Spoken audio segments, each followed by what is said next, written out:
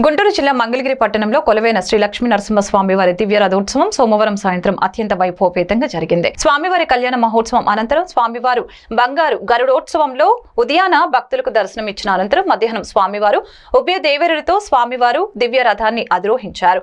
స్వామివారి దివ్య రథోత్సవం భక్తుల గోవిందనామ స్మరణతో జై నరసింహ నామ స్మరణతో ఆలయ పరిసర ప్రాంతాలు మారుమ్రోగిపోయాయి. రథోత్సవాన్ని తిలకించేందుకు మంగళగిరి చుట్టుప్రక్కల ప్రాంతాల నుంచి భక్తులు భారీగా తరలివచ్చారు. రథం లాగేందుకు చిన్నపిల్లల నుంచి పెద్దల వరకు అందరూ పోటీ పడ్డారు. ఎలాంటి అవాంఛనీయ సంఘటనలు జరగకుండా దేవాదాయ శాఖ అధికారులు పోలీసు వారు గట్టి భద్రతా చర్యలు తీసుకున్నారు.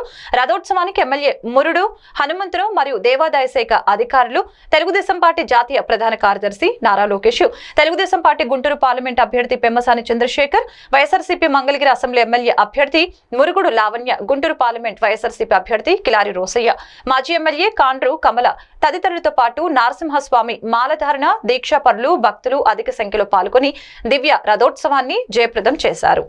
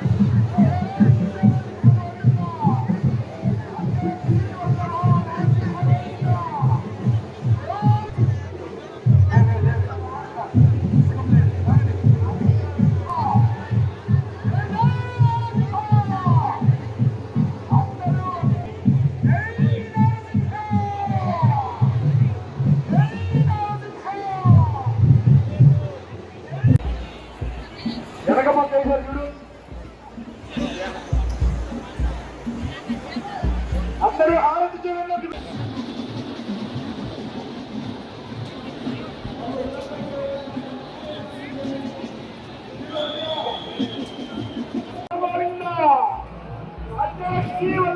నరసింహ గోవిందా.